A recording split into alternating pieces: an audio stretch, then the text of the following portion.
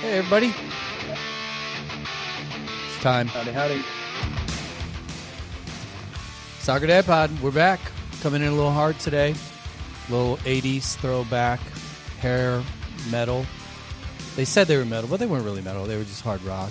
But in honor of our guest today,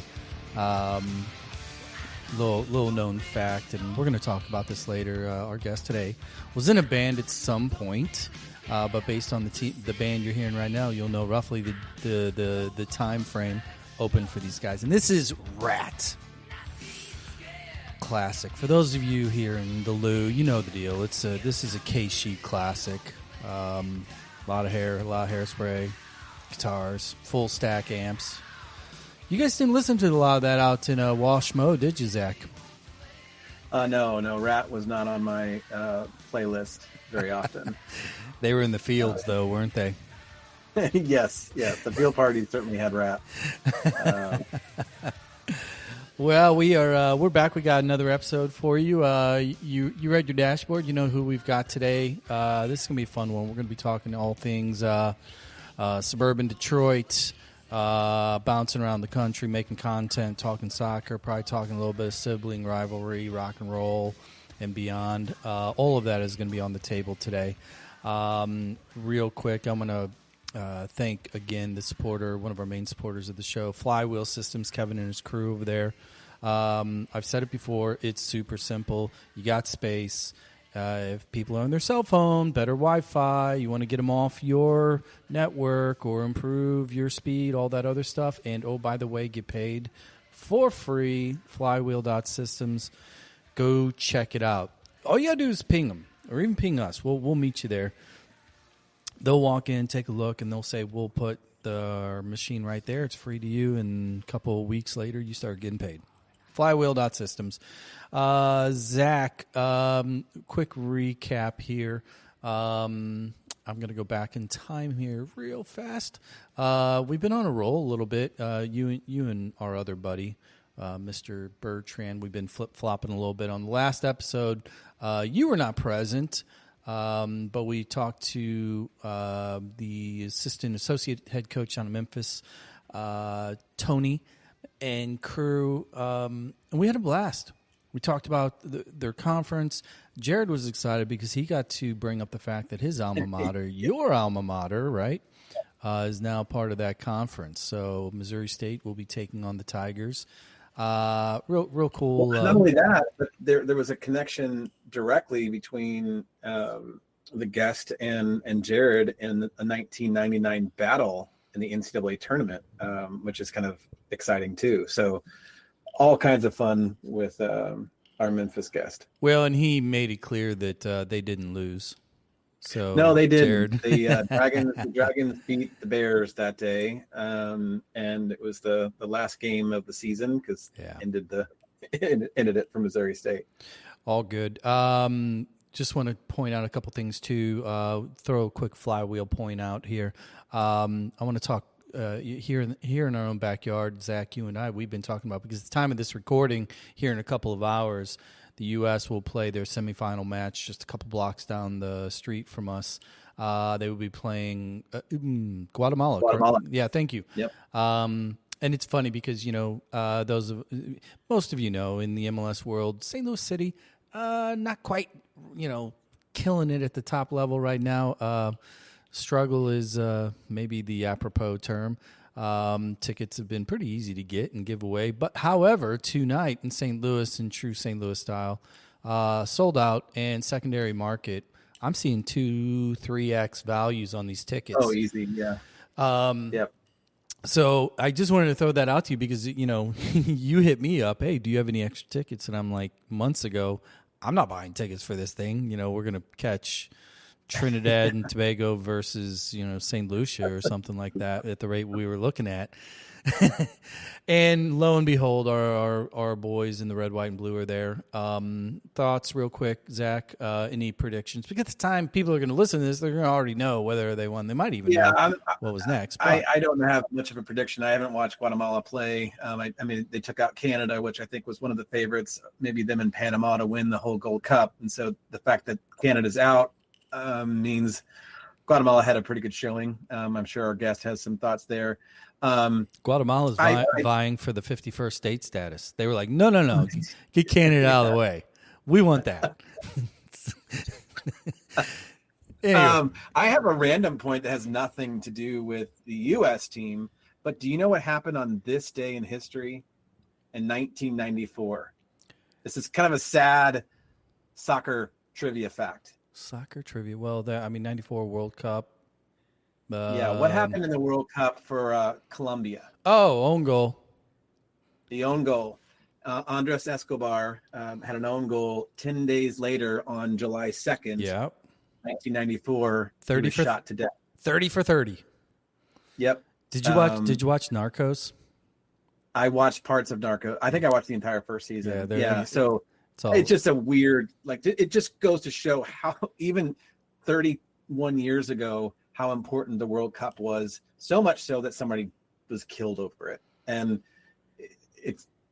there's not too many sports where that really happens, less gambling. Look, when your federation is literally an overlapping organization that is funded by the cartel, you do not want to lose those games. Awful story. But yeah, I do remember that. Well, without further ado, I think it's time because our guest's sitting here taking notes. He probably is texting Mr. Allenball right now, like, really? You sent me to these guys? But joining us, the born and raised up there in the Detroit burbs. I mentioned this earlier. Not sure where you're at today, but joining us is Mr. Greg Lalas. How's it going?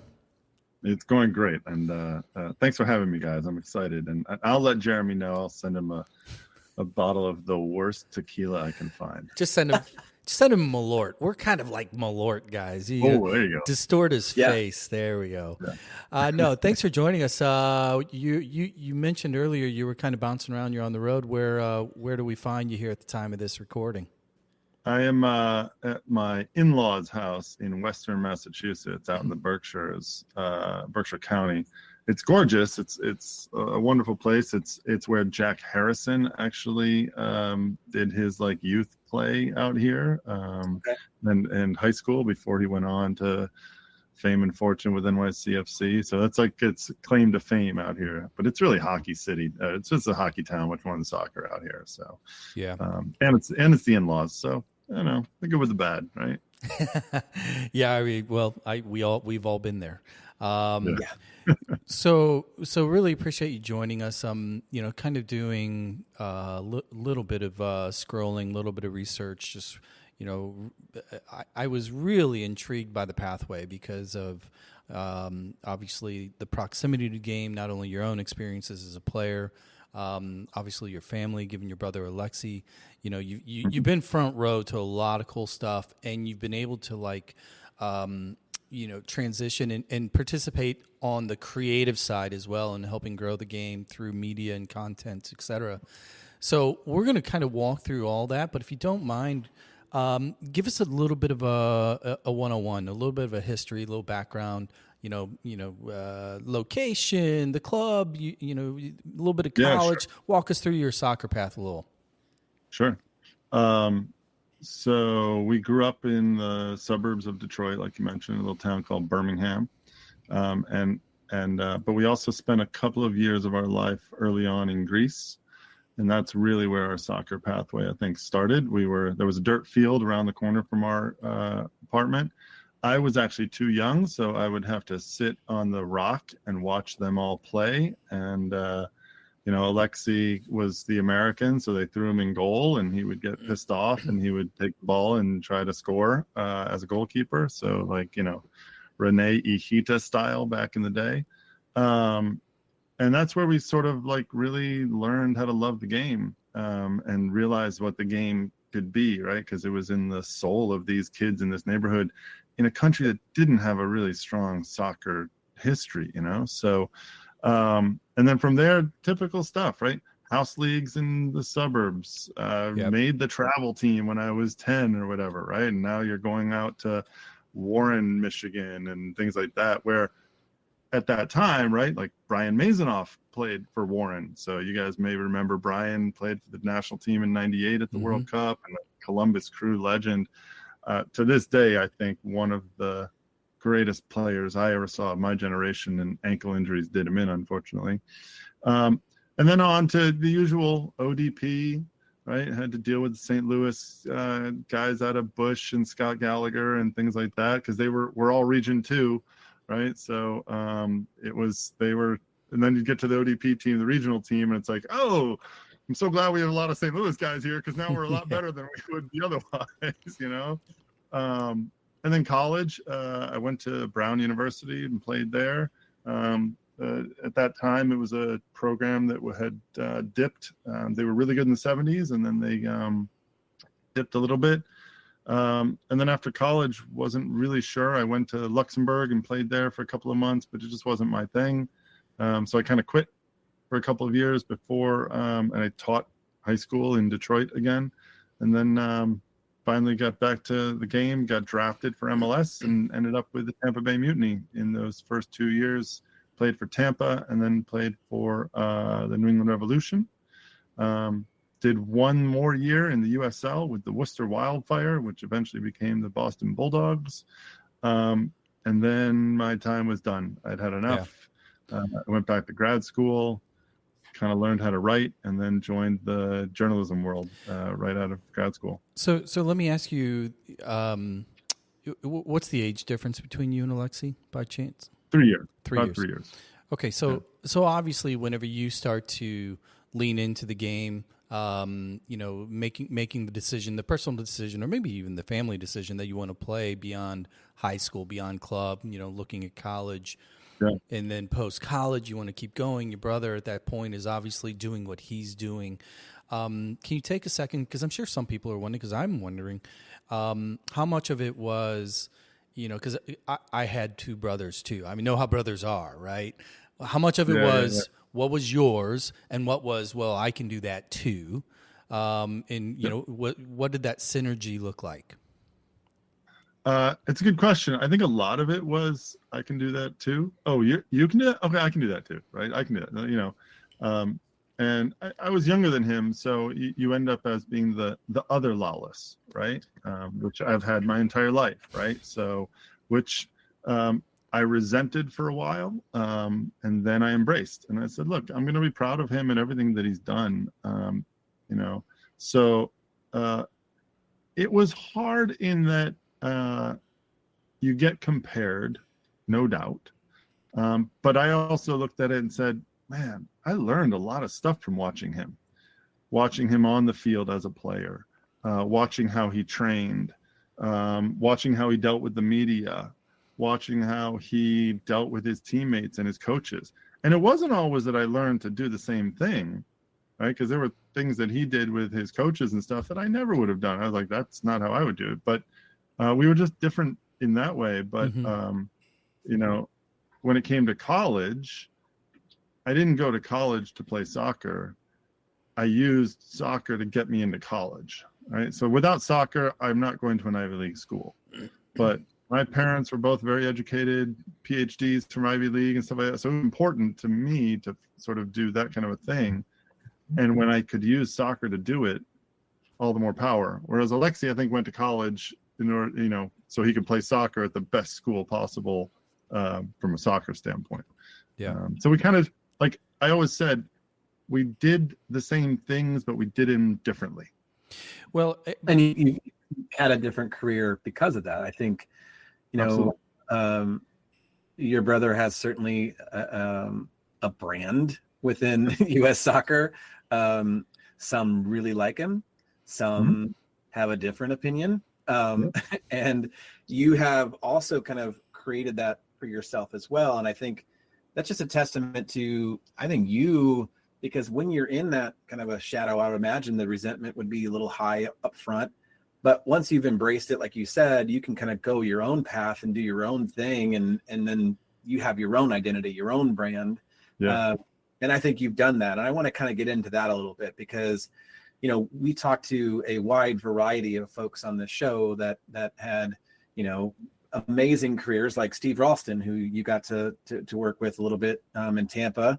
And he's a St. Louis guy. And, he came out of a world where, nobody expected him to do anything. No.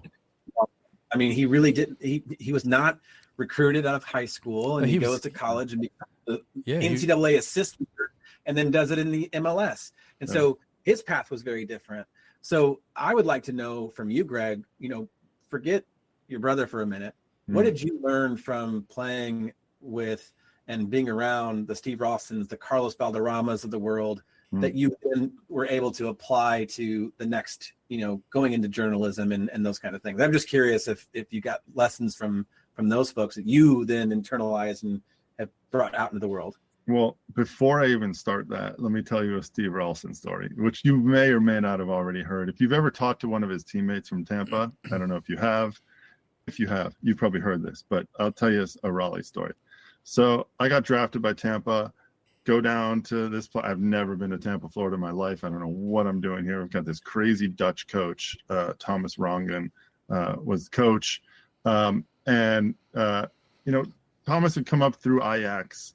He didn't put up with a lot of stuff from people. And, so he gets his team together. He's been very strategic about who he's picked, with like Clay Koyman is coming in and Martin Vasquez. And he's got some random guys from Europe that I'm like, who are these? Ivan McKinley, you may remember, the craziest MF you've ever met in your life. I mean, he would take your head off to win the ball. Nicest guy in the world. So he drafts Ralston in the college draft back then at that time. And Raleigh calls him up and says, hey, I want to finish school, right? Before coming to camp, right? Now remember, the season would start around like April or whatever. So that means he's going to like miss some time, right? And he's like, he basically is like, I'm a senior. I want to have a lot more fun or whatever, right? So Raleigh finally shows up like 3 weeks or whatever after we've all come to camp.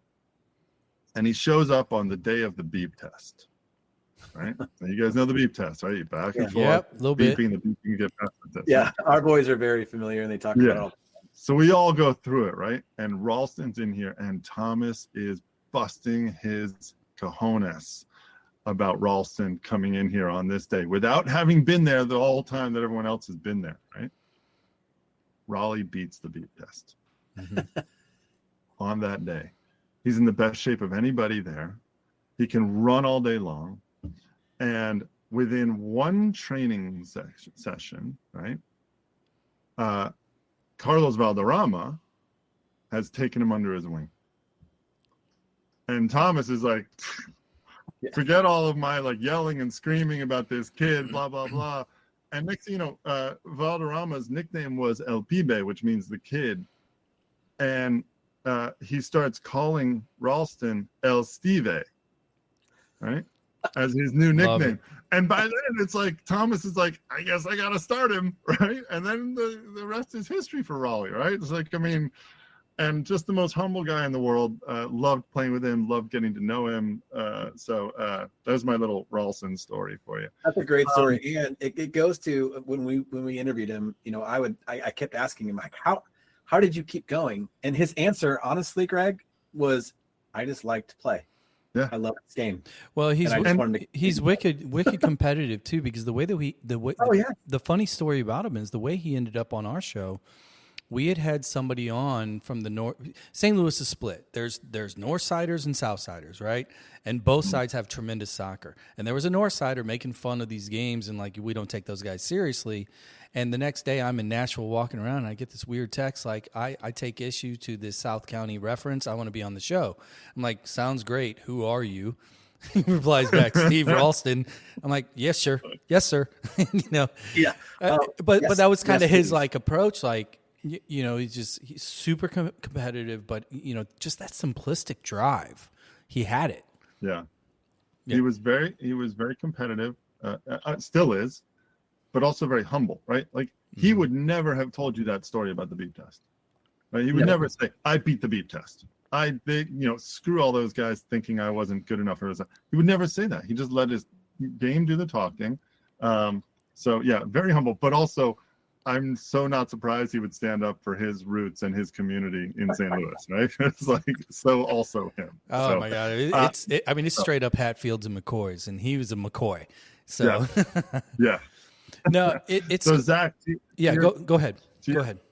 To get to your question, Yeah.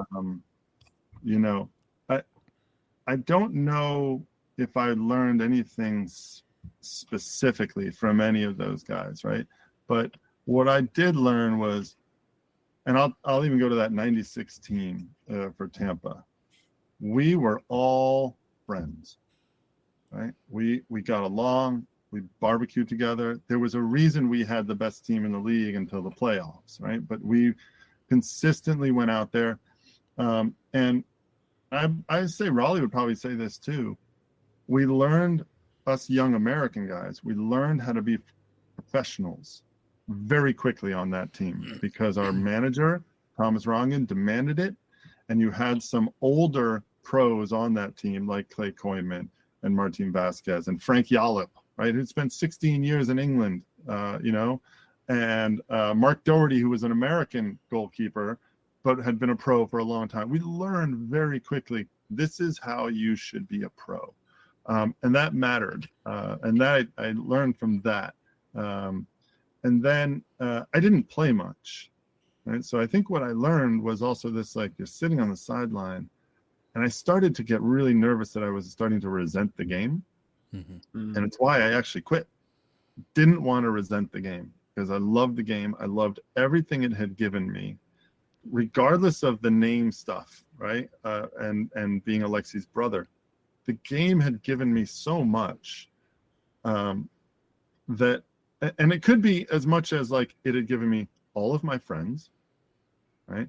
It had given me the ability to travel the world, right? And around the country. It had given me money as a professional soccer player, right? And so fulfilling a dream in that way. It had also given me thoughts about teamwork. It had given me thoughts about discipline, about the value of training, right? You practice everything, right? I say this to my kids now, which is that they're like, I don't like tests. I was like, guys, tests are just games.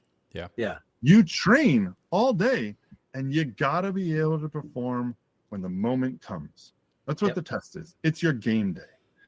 And we've seen so many great players who can be good at training, and then when the game comes, it falls apart, right? And so, like, you just got to be ready for that game. And sometimes it means you're not a great training player, right? But you're great on game days. Right. Any manager's going to still take the guy who's great on game day because that's where he gets judged, right? So, like, I always tell my kids, you may not do all the homework, but you better know what to do when that test comes around. So it's the same thing. But those are universal things, right? They're not, they're not the things you learn from a Valderrama. So I learned I wasn't good enough. Honestly, on the field. That's the most humbling thing I've ever heard anybody say on the show. I got to call that out. That what you just said, I've never heard anybody say on this show. Have you, JB? Not like that. That wasn't good enough. No, it wasn't. But that, Greg, that's a big deal to say that, and not just to blow smoke up your butt, but I think there's folks that we've had on the show that probably could have said, I just wasn't good enough. That's why I had to retire, or that's why I didn't go to, and it's refreshing because there are people, there are parents who have kids who really just aren't good enough to get to where they want them to go or where the kid wants to go. And it's hard to hear that. And it probably took you a while to admit that, but I'll let JB come in with a question, but I just wanted to call that out, that it's refreshing to hear somebody with humility say, I wasn't good enough. And I wanted to do something else. I think the only other person close might be our friend Sorber. When you ask him about a particular game that they lose or had lost, and why did that happen, or what do you think? And he looks you straight in the face and is like, they scored more goals. We weren't good enough. Like it's that simple. We weren't good enough. No, but you said it much more eloquently than our friend from the north side. Hey, what I wanted to ask you is kind of like a hybrid of, one of my favorite things, and everybody that's listening that's a regular knows where I'm going to go with this, but you've had a unique kind of vantage point to the game through your own playing experience, being in a locker room with Carlos Valderrama and, Steve Ralstons of the world. But then, being a journeyman for a little bit, and your own experiences with your teams, but then also having Alexi on the trajectory that he was on. Inevitably, I'm certain you were at, games watching him, whether it's national team or pro or otherwise. And I wanted to maybe just get your take on the it factor, or maybe the player that just really, you love the game. So there were great players everywhere, but who was maybe a player that was within your reach, within your realm, that you were like, God damn, they got it. Whether it was just, body language or how they played, who impressed you or inspired you from a playing standpoint? Well, I mean, you guys mentioned, I would have said Ralston, for sure. I would have put him in there. There was a forward in Tampa when I was there, a guy named Giuseppe Galdarizzi, an Italian guy, who most people will never know or remember, but he actually started for Italy on the first game of the 1986 World Cup. He was like a 21-year-old stud he got pulled up, and he had a great story. He said, I played alongside Alessandro Altobelli. And he said, I run around like this, like crazy, Altobelli scores. Right. Simple, right? And he understood it. He was like, that's where I was. I was a 21-year-old kid, right? But he was a phenomenal player. Later when I did TV for the Revolution during their like real heyday, I got to watch some fantastic players for that Revs teams in the aughts, if you will, right? And like, I still to this day think that Michael Parkhurst was underrated by most people. He was one of the most tremendously smart, tactically aware, like soccer IQ guys I've ever seen in my life. And he only had one coach over the years that ever understood, and that was Steve Nicol at the Revs, who understood that he was actually better in a back three than a back four. But at the time, everyone plays a back four. Right. But he could play in the center of a back three and like just crush it. And he was fast enough to deal with it. To deal with any of the problems that were coming, he was fast enough because he was smarter than everybody. Yeah. That team also had a Pat Noonan on it, who was incredibly, I felt, underrated. St. Louis boy. Exactly. Another St. Louis kid, right? Obviously, Twellman was on that team, so there was, that. But like, and everyone loves Shaori Joseph, right, and what he did. But for me, like Michael Parkhurst was really something. And honestly, the only other defender in sort of U.S. history that I remember that I felt was that talented was Becky Sauerbrunn with the women's team, right? It was just so much better than everybody else, but you had to be able to see it, right? You didn't know it because she wasn't flashy, but she did everything right, and that was Parkhurst to a T, So those are some names that come to mind. Zach, you want to tell them where she's from too? Yeah, Becky's also. I mean, Greg, this is just a commercial for St. Louis soccer, man. You're welcome on anytime you want. Four of the people you mentioned.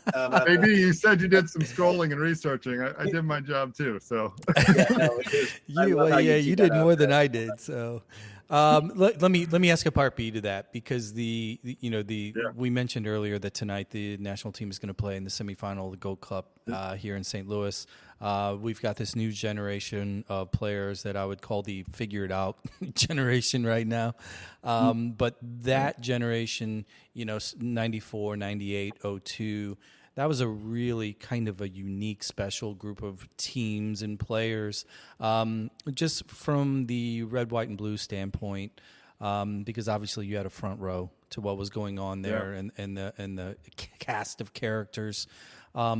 Who is the one? And if it's your brother, say it's your brother, but I'm going to assume you're probably going to say somebody else, because I know how brothers are. Can't be that guy. Who is the one that really kind of represented what you believe U.S. soccer stood for, or what the brand was during that generation? Oh, that's an interesting question. Like 94, right? I think obviously Alexi and Marcelo Balboa, I put them together, right? Yeah. They are, I'll tell you a little story about them. I went to the 2014 World Cup, and I was at the hotel bar where Alexi and all the ESPN, I think ESPN had that World Cup. So where they were all staying. And it was all of like the broadcast people were there, right? And I'm looking around, I was like, this would be an amazing starting 11. It's like, Michael Ballack is there and Ruud van Nistelrooy walks in. Oh, this is like, and then Bora Milutinovic, who was the coach in 1994, he walks in, right? Yep. And I said, we've got a manager. This is going great, right? So like, but at one point I was talking to Bora and I said, Bora, you've coached a lot of people in your life, right? So like, give me a real assessment of Alexi, just kind of, because I'd never asked him that question before. And he looked at me and said, Greg, if I had to start 11 players for a World Cup game that I had to get a result, I'm putting Lalas and Balboa in the center of my defense. Yep. And it's just because they together, and it was a togetherness, right? Like, and to be fair, like my understanding is they were never like the best of friends, right? But on the field, they just had a chemistry that was really phenomenal, and they complemented each other, right? Alexi was more skillful than people thought, and Balboa was a lot tougher than people thought, right? And bigger and stronger than people thought, right? Like they always thought themselves. Balboa had incredible quickness. Alexi had very good speed once he got going, right? So they had these two things that could balance each other, right? And then obviously they're both very good in the air. And so, I think for the 94 team, I would say that, I would say Sorber just to like kiss your butts a little bit, but like no, you I don't love need Mike to. and everything. Plenty at this he point. He was a great glue in the midfield of that team, and really the from the defense to the front. Yeah. And then, but I also, and I mentioned this earlier, like Brian Mazonoff, right, for the 98 team, was a real sort of representative example of a guy who was incredibly skillful, and put in the work, and like accepted the lot of saying, I'm not going to make it if I'm just want to be a number 10. So I got to do some dirty work here. And he did.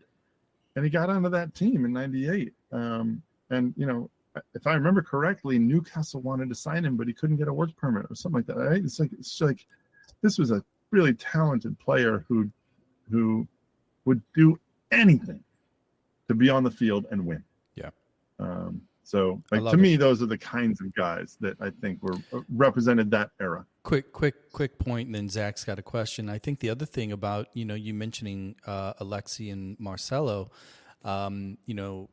we're close in age. I'm watching it in real time too, and you think about the press, you think about the news clips, the interviews, and just kind of the optics of it. I think that one of the intangible benefits that the two of them had, I think it was the hair. I think it was the whole look, because they had this thing that not only could they perform, but I mean, this was early iterations of like pop culture, because it was new. Soccer was new to the U.S. for the most part, from a primetime standpoint. And when you have two guys that, with those kind of mullets and curls and crazy, it was kind of like a perfect storm, in my opinion. Anyway. I mean, I don't know when you interviewed Alexi, but he'll tell you straight up that he knew what he was doing when he grew the beard, right? Oh yeah, he knew it's like you got to stand out somehow, right? And it wasn't going to be his play necessarily to get that first look, right? So like, and the hair was again part of that, right? So and I think Cello. I mean, to be fair, Cello's got a great head of hair, man. It's like it's still there, right? It's impressive. So I mean, if you got it, flaunt it, right? So agreed. Greg, I want to dive into a little bit of a different angle with you and give you an opportunity to kind of talk through some things that you've been working on, and let you kind of. Your humility is going to make this a little more challenging maybe, but I think just talking about your work in sports marketing and digital strategy and things like that you've been working on post career, And what are you most proud of? I mean, following your career, we'll get to your family, and if you want to talk about your kids as that's your thing, fine. But I'm very proud of mine as well. But I'm a little more interested in kind of your career, accomplishments and things that you would love to talk about there, because I think you've done some really cool things, but a lot of us might not know about it because some of it's behind the scenes, some of it's a little bit more obscure. But I want to give you an opportunity to get some of those things out there so we can kind of follow along and see what you've been able to do. Yeah, thanks. So after playing, I went back to grad school, and I worked at a magazine in Boston for like 3 years. And then I decided I wanted to get into soccer a little bit, right? As a journalist at a time when it didn't really exist very much anymore. And things were going digital, right? So like I wrote my first like digital piece in 2001, something like that, for a website. It was not about soccer, about something else. But I became a writer and a journalist in that way. And some of the things that I look back on in my career, after leaving the magazine, I took over goal.com, which still exists, right? It's actually very big now.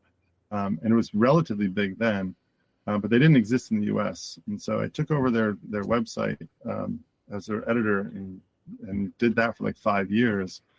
And whatever, 10x traffic. Now, I happened to be at a time when the web was starting to take off and sports journalism was starting to take off, and people were saying, oh, we can go beyond big soccer for content about soccer, So, and then after that, I started doing TV for the Revolution, calling games for about 5 years. I'll get to your question about things most proud of, right? But the CV, if you will, is in 2010, MLS approached me about helping them build out their digital ecosystem. So I went to MLS and ended up as the vice president of content there I spent 10 years really sort of driving the story about MLS. And I would say that one of the things I'm most proud of is looking at all of the content and creators about soccer and MLS in particular, and US soccer, not just MLS, but USL, all that kind of stuff. And I'd like to think that I had at least a little role in driving the story about American soccer forward. Not in a way that Grant Wall did, for example, right? But to some extent, like laying out a foundation or an infrastructure that allowed for some voices to come through. I hired Matt Doyle at MLS to become the armchair analyst, right?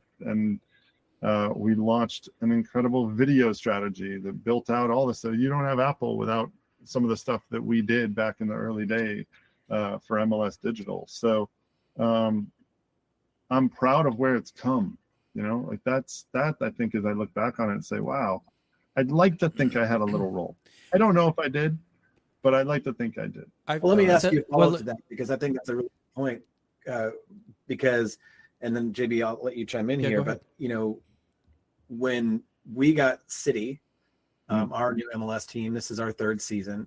It just happened to coincide with the fact that the first year that we had a team was the first year Apple took over the broadcast, and it changed a lot of things. Did you envision something like that, or did you have any idea that it would go to that level, having Messi and then the expansion and all that kind of fun stuff? Did you see that coming, or was it more like heads down, we are just building this up, we're getting all these voices together? I'm just curious what your prognostications were back then, if you had any. I had come in. I came up through the Beckham years, right? We were smack dab in the middle of the Beckham years, right? And if you had told me that a 31-year-old David Beckham was coming to MLS, I would have said, "You're crazy," right? But so that was a really interesting era, because the Galaxy at that time also would have lots of conversations with them, and they'd say, look, I can let's go back to websites, right? And SEO and all that kind of stuff, right? Oh, yeah. So like the Galaxy would say things like, we could put Beckham into every single article we write on the website, and we will crush the rest of the league. But that's not actually growing the fan base. Or in the modern parlance, you would say that's not actually building a community, right? Right. That's just driving clicks. And that doesn't build real connection, right? And that was a great lesson to learn, was the difference between sort of driving clicks, if you will, versus building an actual fan base or an audience or a community of people that care about this game, win or lose or draw in our sport, right? Win, lose, or draw in our sport. So like that was a big thing. So did I envision a Messi coming? I kind of envisioned he or Ronaldo or one of them would still come through right after, especially after Henri kind of doubled down on the Beckham thing. And you're like, okay, these superstars are coming over. They'll be a little bit older. The thing I don't think I envisioned was, number one, that Messi would be as big as he was. Yeah. I did not realize how far soccer had come in America, that Messi was a brand name that already resonated in our country. Yeah. Right. So that was one thing I don't think I envisioned. The Apple one, I can say, I don't know if I envisioned it, but I was involved very early on in some of the strategy at MLS about how do we build up our audience and our, honestly, our database, so that we can start to market to an audience with a type of product like this. Yeah. And so being in the digital space and the content space and really the fan engagement space that I was at MLS, there was a lot of work we did to try to drive people becoming part of the database, so that you could then say to an Apple, we've got this massive database, we can market to them. I think the Apple deal, I actually think it was a really a strong deal at the start, and I believe that's where sports is going anyway. I just don't think that MLS was actually ready for it at the time. Yeah. They just weren't big enough. They're not the Premier League. They're not NFL yet. It's gonna get there. I truly believe that. And USL is gonna drive things up forward too. I should talk. I mean, I spent 2.5 years as a CMO at USL, and I am a big USL champion and always will be. Yeah. Because they are different products, and they're both rising, right? But the Apple deal clearly has caused some consternation and probably some growing pains for MLS, in that you get an out of sight, out of mind situation for a lot of fans, I think. So you dropped a couple terms just a second ago. Clicks versus culture. No, jargon. No, I love this because JB's eating this up because he talks this stuff all day long. Yeah, so, behind the curtain, that is my Osville digital. But you said a couple words that really resonated with me, because we overthink this stuff. We talk about it all the time, not only on the pod, but we talk about it in the pub, every pub, every day. And it was the whole clicks versus culture, and I've been thinking about this, just kind of considering the timeline, and you named all the things that we've debated before, that being early days, the 96 on, get the league going, and struggled a little bit, and people know I was the early years season ticket holder up in Chicago whenever everything was popping off, Section 8, et cetera. That was fun. And then, amazing. Everybody's reading the news about possible bankruptcy and needs to be saved, and, all these iterations of the league. And then here comes Beckham, and you get this click effect, right? Because there's nobody bigger in the world. Him and his wife combined, they were the power couple globally, not only in soccer, but just in pop culture, period. And you fast forward through all the work, and frankly, the content that you would have been creating as it pertained to MLS, and being here in St. Louis, since 2005, we didn't have a team. So I'm watching it from afar, but everything was really kind of billboardy, right? These are the big names. These are the Henris of the world, et cetera. And now, and Zach pointed it out, you look at the Messi effect, you look at Apple and all these things, the click verse culture. MLS has done a great job of raising awareness, right? There's nobody in America in any self-respecting city that doesn't know what MLS is, whether they like soccer or not, doesn't matter. Yeah. They know what it is and they know who Messi is. But I always compare and contrast all of this to the Olympics. When you watch the Olympics, as an American, the culture aspect of it, I don't care what the sport is, whether it's curling or the 100-meter dash, right? As long as it's an American competitor, the culture buy-in is that's one of us. And the fandom and the passion for it is there. I'm having a hard time seeing MLS execute that well because it does feel like clicks. And the culture, just based in the numbers, you look at the TV numbers, you look at these things, it's going up to the right, but it's not going on the trajectory it is. Do you ever zoom out and look at what's going on and wonder about where are we missing? Why are we not creating more of that culture? Because at the beginning of this show, you talked about those early years in Greece with family. It's different. It's baked in there. Right? That's just is what it is. And here, it's not quite baked in, even though we're approaching a 30-year anniversary of MLS.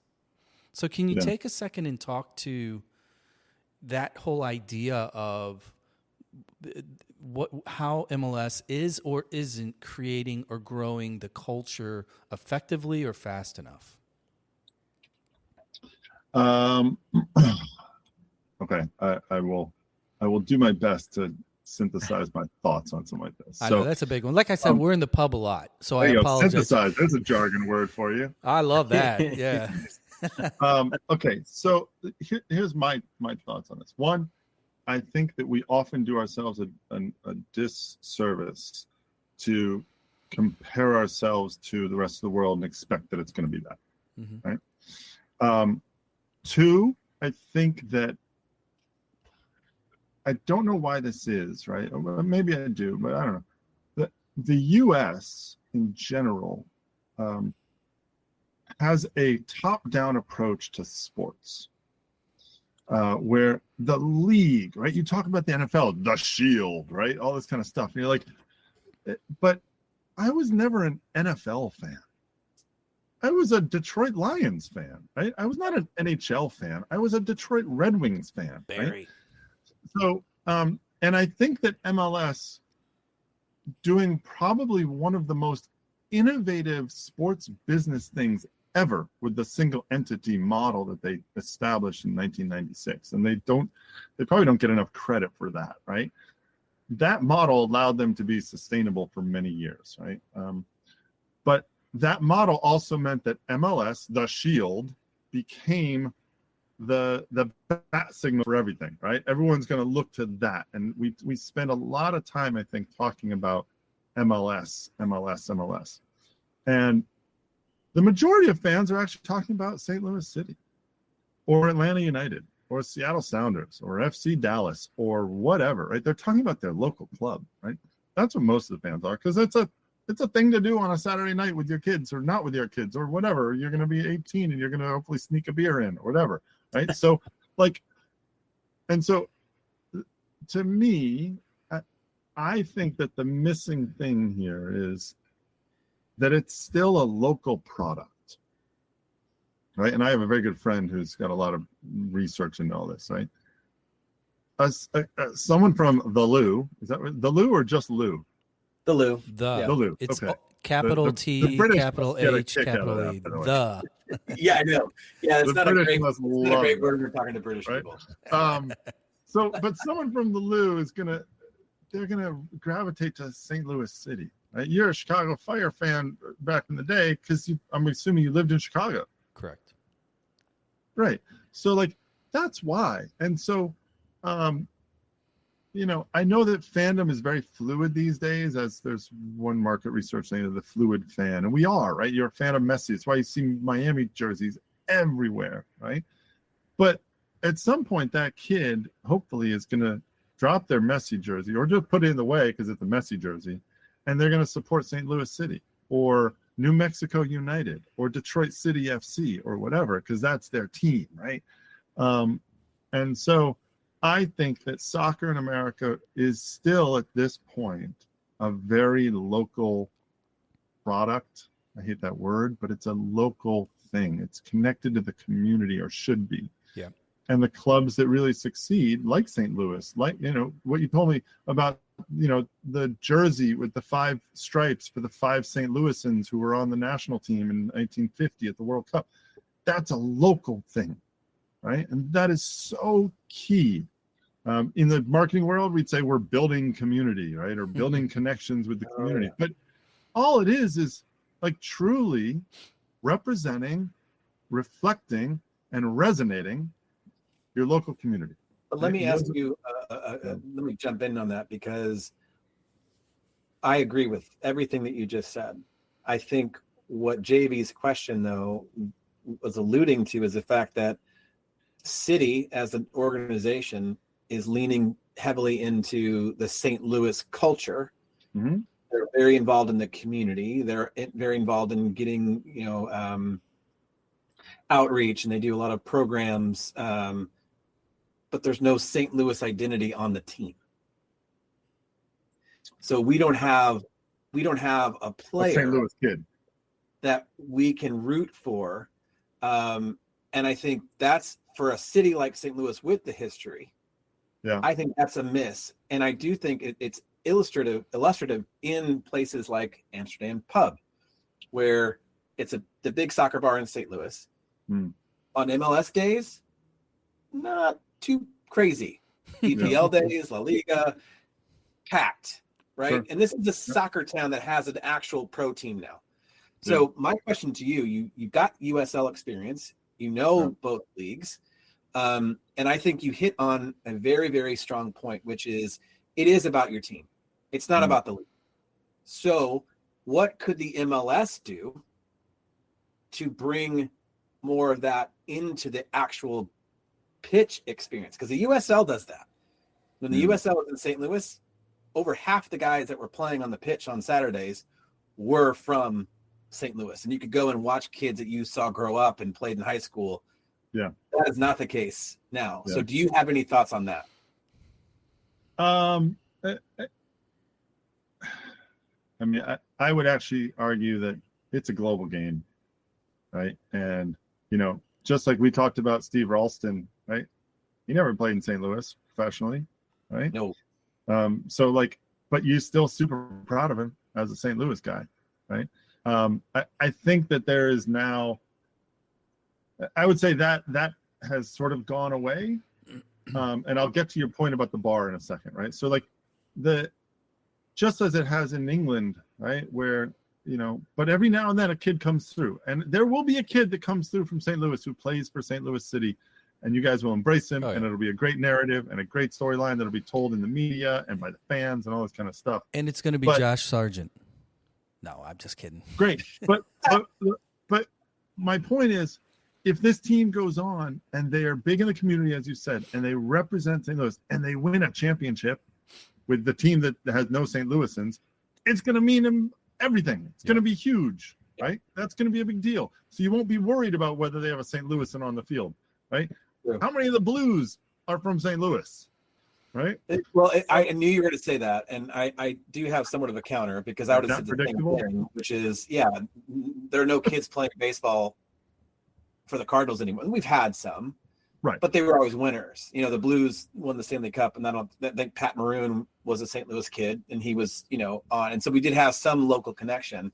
But you're right, it is a global game. I think the difference would be that, you talk to people in England about Man City and the fact that it's all, majority not from the academy, not from England. Right. And there are some frustrations there, but you're right. I didn't know if they you had Phil Foden. They love Phil Foden. Yep. Let me ask you. Let me shift gears a little bit along before you do. I just want to say one thing about the pub example that you brought up. Oh, right? yeah, because I think it's important. Right now, because it's such a local product, there is still, despite prices going up and bigger season ticket holders and all that, there is still an experience element to this, right? That you support your local team, you're going to go to the stadium, right? And that's a big deal. I would argue that the EPL, the reason those things are so busy is because the culture and tradition that we have in the US around the EPL is that you can't go to the game ever. So it's all about going, like your home games are going to the pub. That's what it is. Whereas a St. Louis City fan has the opportunity, maybe not this week because they're on the road, but next week I can go to the stadium. Yeah. Right. So like that experience is built into honestly the infrastructure of time zones and where teams are. Well, and I'll add another layer to it, and something that just eats my ass, to be honest with you, is the effect and the relevance of FIFA for this generation of new fans. They are learning the game through a video game, and they're putting together these teams, and they're creating player profiles, and they're their own gaffer, right? So they know. I mean, they could tell you the Fulham's full lineup, and probably 3 or 4 of the subs on any given Saturday, right? It's just different the way they're consuming it, and that's a whole other episode where we talk about video gamers ruining fandom. But that goes back to the idea of like not being cognizant enough to know that Messi is going to be huge with the kids. And that's where they get it, right? They get it from FIFA because he's the best player in FIFA, right? Yeah. And so they know who he is because of that. And I'm just a different generation, right? I didn't play FIFA, right? For me, though, I know who the hell Pavel Bure was because he was so amazing in the hockey game, right? So, like, I knew what he was all about because of his generation. So, anyway. So what I want to do is I want to jump over into the parallel lane, and that is USL. You've referenced it earlier. You were in the marketing department, director of marketing for a couple of years over there, I believe, correct? CMO, technically. Okay. Chief Marketing Officer. So, sorry, we got to get that C. So you got to get that C in there. I love the C's. No, I'm being factual. I'm just being factual. No, I would be too. I would be more offended. Same way, man. If I was a CMO and somebody called me the director, no. So no, but along the lines of directly overlaying this Venn diagram of what we're talking about as far as culture and community and everything else, MLS has had some stumbles here the last few years, just from a PR standpoint, in spite of the successes that have been Messi and Apple TV and some of the other things. Case in point, their approach to the Open Cup, huge debatable item. I thought like there was a million other ways they could have handled it. They handled it the way they did. A lot of the smoke has settled. It is what it is. It's over. But USL seems to be almost like sitting in the corner, watching what's going on, and like, okay, let's tweak this because that didn't work over there. And where I'm going with this is how they're really focusing on trying to work with these teams, work with these clubs, work with the investors and the owners to get these soccer-specific stadiums. They're also rolling out here in the next few years the Pro Rel on those those top divisions. It's just these little things where it seems as if the vibe is going in the right direction, almost at a faster trajectory than what I'm seeing and feeling in the MLS. And we've got the new crown jewel here right down the street, right? I'm a little jealous of some of the things the USL does. So I just was hoping you could take a second and talk about the USL in particular, and some of the the decisions that they're making from a league standpoint, from a competitive standpoint, from Open Cup, and just from a marketing standpoint. Put your CMO hat on and tell us what you guys did well. Yeah, I think that it's a buzzword obviously in sports, but the USL, before my time there and during my time there, right. And since I left, which was about, 8 months ago or something like that, there's a very strong emphasis on community, right? We talked about sort of local, like living local, right? Or being a local product. Because of the independence, right? Because it's not a single entity, right? These clubs have the independence to really focus on their local rights the way they want to, right? So that means they can do kit deals with all kinds of people and say, what's right for our local market? What's going to be right for this community, right? They can do things like that. They can sign players that, because they don't, I always say this, USL Championship, it doesn't have a salary cap, right? So, Colorado Springs Switchbacks could go sign the starting lineup of Real Madrid if they wanted to. And there's nothing holding them back other than the finances of it all and the business development that might not come from it, but they could if they wanted to. Right. So I think what the USL has done very, very well is really focus on the building of community, whether that is fan bases, being out in the community, doing things to help the local kids. They have started the academy program, which I think is going to be really has been very strong already, and they're signing players through. And I think that what they've done also is to provide opportunities for young players to come in and play at the professional level. So, one of the things we've seen recently are these young guys like Diego Luna, right? He's in an academy in MLS. He's not getting the homegrown contract he wants. This isn't working. He just wants to play. They're not going to sign him. He says, well, screw this. I'm going to El Paso. Right. And he does. And he plays 1 year. And all of a sudden, Salt Lake's got to buy him back, right? So, and next thing you know, a year later, he's on the national team, right? There's a kid named Fidel Barajas, did the same thing, right? Ended up, left San Jose, ended up in Charleston. Salt Lake buys him, right? Milan Ilowski, who was at Orange County, now scoring a ton of goals for San Diego, right? These kids are coming up, getting real live experience at the professional level, like we said earlier, learning how to become pros. Mm-hmm.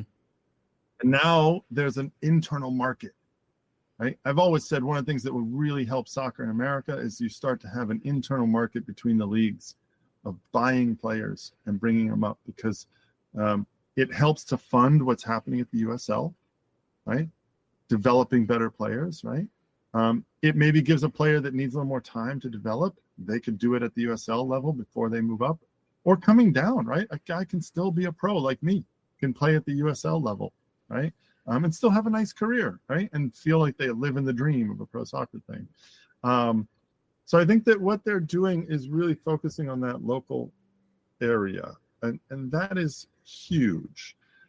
And because now that they're going to start to think about a pro rel, you have this rallying cry for your team, your local team, Mm-hmm. to say, hey, you represent me. I don't want my city to be represented by a third division team. I want it to be represented by a top division team. So let's go get it. If you're FC Naples in Naples, Florida, you're like, you know what? We're a big city. I want us to think big. Let's go to get to the top, right? It comes back to that local connection to do it. Yeah.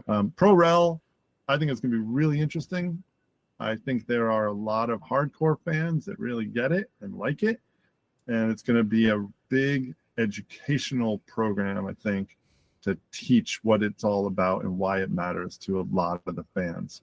Because a lot of the fans in the USL, I think, are still they're coming out because it's a fun thing to do on a Saturday night. It is professional sports in my local community. It's the only pro sports team in Albuquerque or Colorado Springs or whatever. Let's go out there. So now you educate them to become real fans who care and understand what's at stake and why it matters. Yeah, for literally decades, one of my favorite days of the year at the tavern, of all places, has always been the last day of EPL season. To a degree, I don't care. Rarely is there a championship match that matters for league on the last day, but there's always relegation battles on that day. Yeah. And just the excitement and stress and anguish of those games, it's second to none.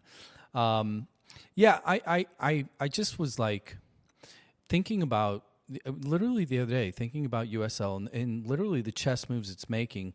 It seems to be it feels like to me, knowing who we know that are in those markets, there are big wins in these markets, but we're not really seeing them because again, you know your backyard. You don't really know what's going on in Omaha or otherwise.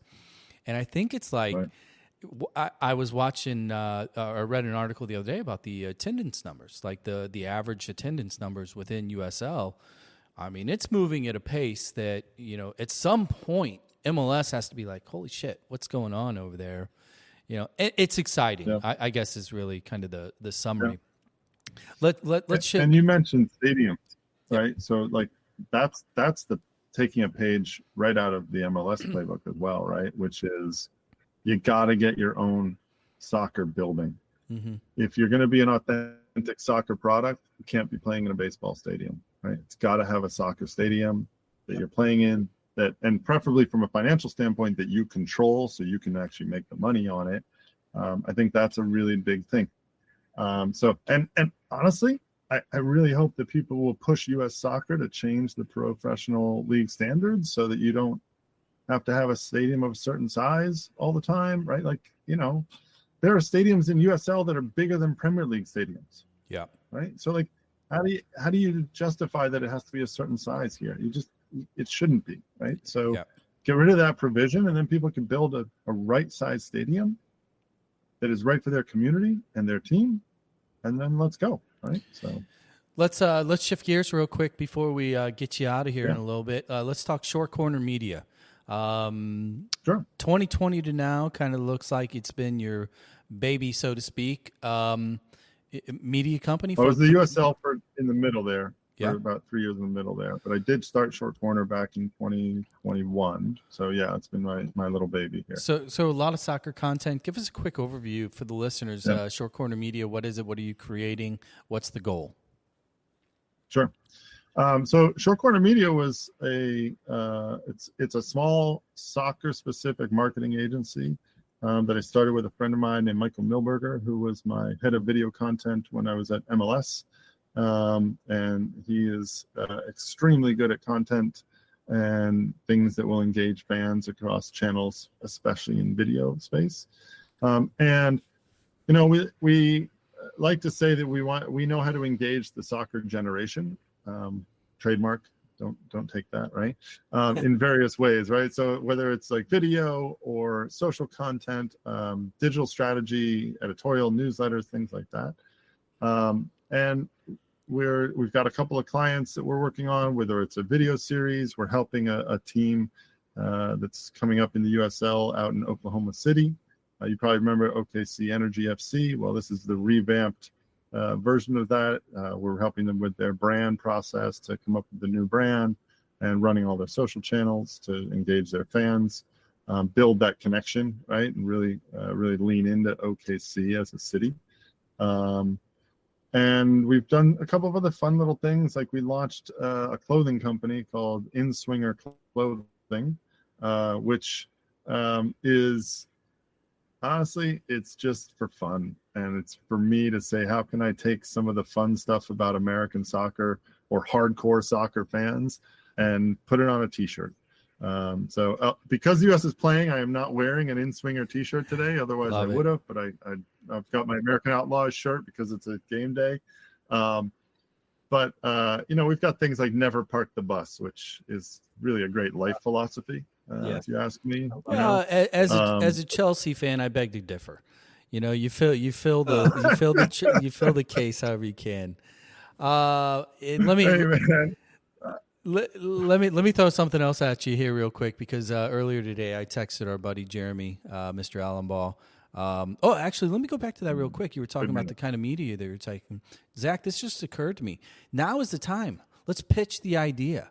You remember recently on HBO they did the series about the Lakers that was all that gritty 70s. Yeah. Okay, I teed it up for you. Zach, lay it out there. Let's see what he thinks. A little over a year ago, we had a couple of the guys from the MISL days, steamers. We've had several, and you mentioned Ty Keogh and some others, but we came up with an idea, and I wrote the first half of an episode of a series called Indoor that would take place during the early 80s in a city like St. Louis or Detroit, where little grittier, a little more blue collar, and so you get kind of the Bush beers in the locker room, smoking. NC-17, NC-17. Oh yeah, well, it is St. Louis, so right.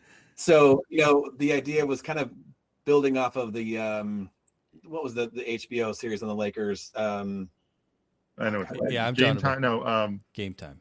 I know what you're talking about. Anyway, but so yeah, that's our pitch. So if you want to help us punch that up, if you got some notes, all the B-side stories. Yeah. Well, Zach, you are touching on one other thing that I do, which is I run a little soccer film festival called Kicking and Screening. I saw that. Yeah. Which we started in 2009 with a friend of mine. We've run it we put them on across the world, but our flagship is in New York. And so if you have a good soccer film in mind, let me know. And there was a soccer film about the Wichita Wings. Yes.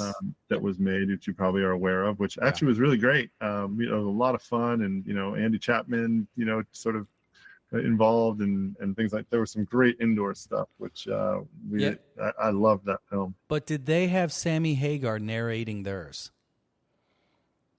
Oh, is Sammy Hagar in your show? He will be. That's a KC95. No, hey, man. Last thing years here. And years ago, Go ahead. years ago, Alexi and I played in a band together, and we played a festival in Kansas City, and Sammy Hagar was the headliner. It was just like Cabo years, right? It was like, it was basically, I think he'd play songs like just to do ads for his tequila. It was crazy, right? Like, I Can't Drive 55 was perfect after a bottle of tequila. You're like, I can't drive, period. Right? So. Yeah, what a path. You one hit song, and then you're Van Hagar, and then you just sell tequila the rest of your life. Who doesn't want that? Hang on. He was in a band called Montrose well before he was Sammy Hagar. Montrose was a good band. He had one other single called Three Lock Box before I Can't Drive 55 came out. Right. And Three Lock Box is a terrific rock song. So we've heard it. Easy on the. We are in sweetmeat country, so I concur. Oh, good. Okay. Jeremy texted a little while ago because I said hey, give me some dirt. I'm just gonna throw these out real quick. Uh-oh. My question was, you got any dirt questions? I can drop on him. He goes, ask him Old Northeast Tavern. That's number one. Oh, Old Northeast Tavern. It's in St. Petersburg, Florida, and it is a perfect dive bar. That I love it. Also has the best key lime pie I've ever tasted in my life. Oh, that sounds good. Yep. I'll stick with my lord. Key lime's all you guys, man. The second thing he says, Greg, soccer rule / law changes. So you got some ideas there? Is that? Oh, yeah. Okay. So I actually, here's one. Goalkeepers are not allowed outside of the 18 box. I like that. Right. They've already got hands.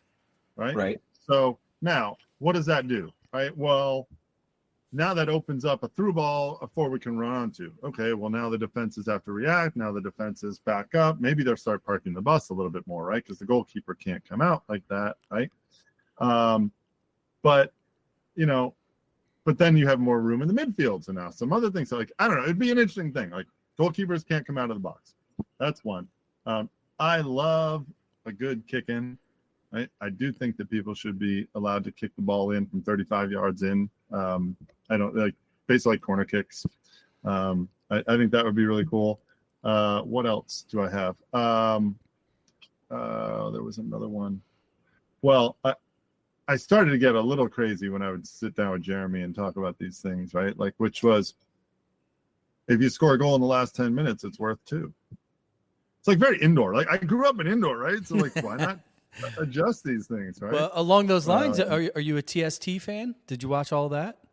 I am a TST fan because I love what they're doing. I don't actually watch all the games. I watch what I can, but I think that I love that because one of the things I also thought about was like, I love what the Kings League is doing, right? And all that. Like, I think 6-a-side outdoor full goals is amazing. I love playing it. I love watching it. Yeah. Like let's make a pro league of that. And why wouldn't like Louisville City FC have a six-a-side team as part of their club? Or, Sporting KC can have a six-a-side team as part of their club. Like, it would be really cool. Yeah, they would probably suck too, though. So anyway, all right. St. Louis and Chicago coming in for a sandwich right there. Yeah, no, we don't even take it. It's lowercase KANSAS. Greg Lalas, man, I really appreciate you taking the time to join us. This has been a lot of fun. Yeah. I'll be sure to include in the show notes links to Short Corner, your film fest as well. But thank you very much for joining the show today. I appreciate it. Yeah, and welcome back anytime, because I know there's always things that are shifting and changing, and new content, etc. And then obviously, if you're ever kind of moving through the flyover country here, if you do stop off in the 314, hit us up, because if you think the Old Northeast Tavern is a cool dive bar, we got you covered. You'll love it. Yeah. Good. Yeah, we got it. I do love a good dive bar. We got plenty. Guys, I really appreciate it, man. Keep doing what you're doing. All right. Thank you very much. Zach Lewis, well done today. You're free to go, Zach. You can go out tonight and enjoy yourself. You did a good job today. Oh, thanks. Anytime. Thank you so much.